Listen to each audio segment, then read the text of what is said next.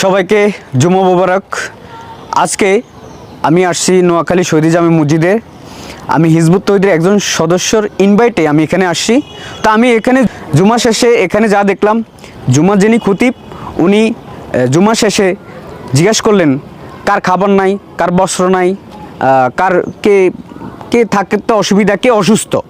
তো উনি খোঁজখবর নেওয়ার পরে যা যা যা দেখানো বলা তা বলে দিচ্ছে।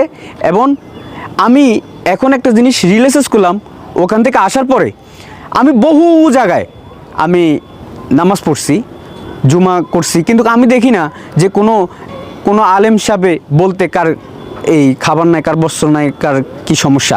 তো যাই হোক, আসলে কেন বলেন আমি জানি না। তো হিজবুত তৌহিদের এখানে ওনারা বলতেছে যে ইসলামের প্রকৃত আদর্শ মানুষের কাছে তুলে ধরতেছি, এটাই ইসলামের প্রকৃত আদর্শ।